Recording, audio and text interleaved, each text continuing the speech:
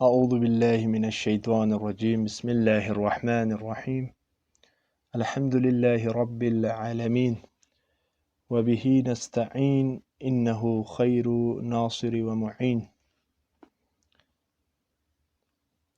دوستان گرامی، انشاءاللہ امید ہے کہ آپ تمام برادران خیریت سے ہوں گے۔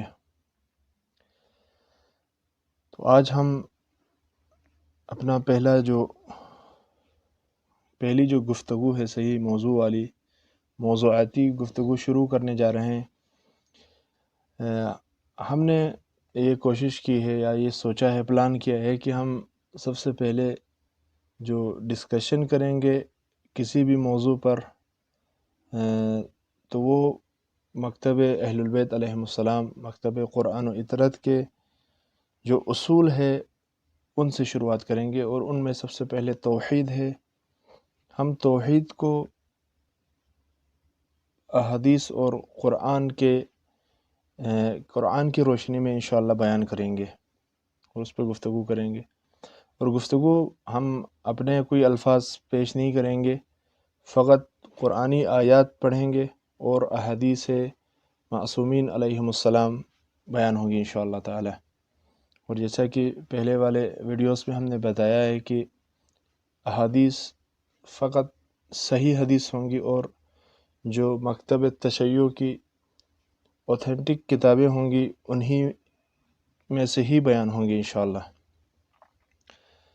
تو آج جو موضوع ہے ہمارا وہ توحید ہے، اور توحید کے بارے میں ہم ایک حدیث اور ایک آیات اس گفتگو میں بیان کریں گے انشاءاللہ تعالی۔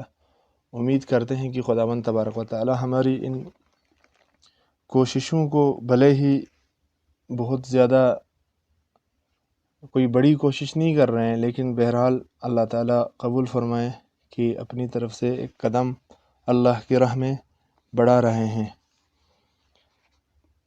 تو سب سے پہلے ہم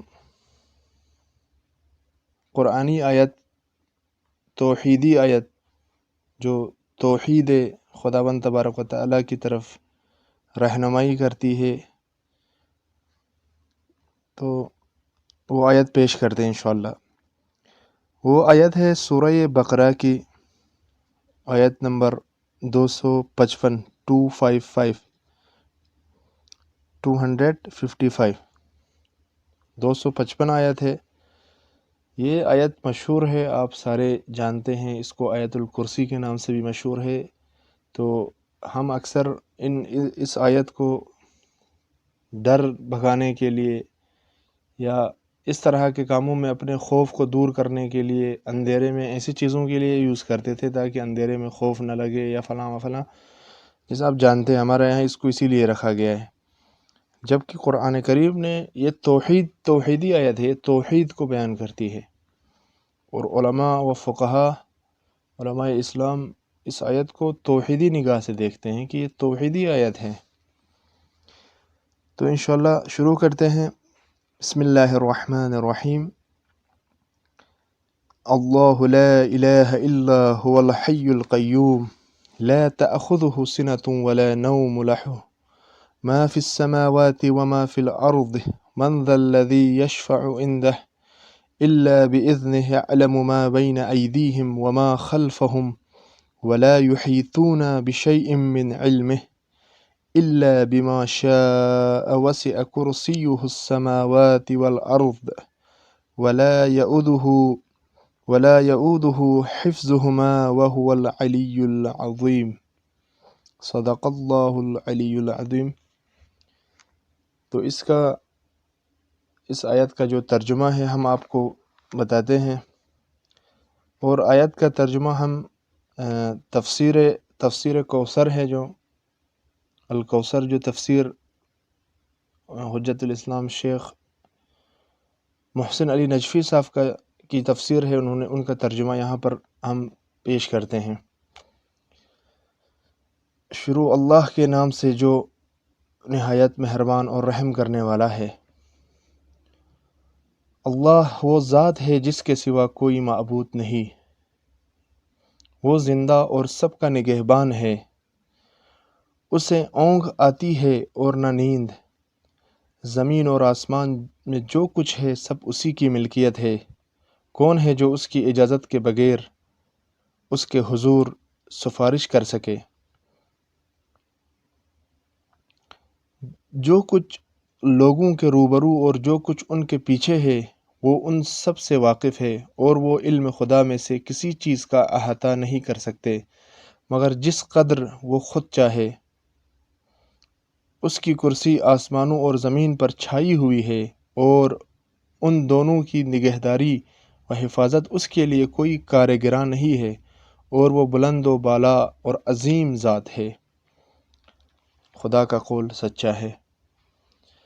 تو عزیزان محترم، ہم نہیں چاہتے ہیں کہ اس کو مثلا ڈسکس کریں، یا اس قابل بھی نہیں ہے کہ ہم آپ کو ان کی تفسیر و تشریح کر کے بتائیں۔ بہرحال ہم نے آیت قرآن پڑھی، یہ توحیدی آیت ہے، اس پہ ہم خود غور کریں۔ سننے کے بعد ہم اور آپ کا فریضہ ہے کہ آیات قرآن کو غور کریں، خود تفسیر پڑھیں، تشریحیں پڑھیں جو علماء نے لکھی ہیں، تفسیر لکھی ہیں، تشریح کیا ہے آیات کی۔ تو یہ آپ خود یہ کام کریں، زحمت خود کریں انشاءاللہ۔ ہماری یہ کوشش ہے کہ ہم مانوس ہوں، کم سے کم توحیدی آیات سے مانوس ہوں۔ قرآن میں توحید کہاں بیان ہوا ہے، احادیث میں توحید کو کیسے بیان کیا ہے، اور کہاں کس کتاب میں موجود ہے وہ حدیثیں۔ مانوسیت کے لیے ہم نے یہ کوشش کی ہے، چونکہ ہمارے جو مکتب تشیع سے تعلق رکھنے والے مومنین ہیں، ہم نے یہ اپنی لائف میں، اپنی زندگی میں یہ مشاہدہ کیا ہے کہ بقیہ مکاتب فکر کے نسبت ہم احادیث و آیات الہی سے نامانوس ہیں بہت زیادہ۔ مانوسیت انس ہمیں اور مانوسیت نہیں ہے، تو ہمیں مانوس ہونا چاہیے، ان سے آشنائی، ہمارا کنیکشن ہونا چاہیے، ہمارا ریلیشن ہونا چاہیے کچھ نہ کچھ۔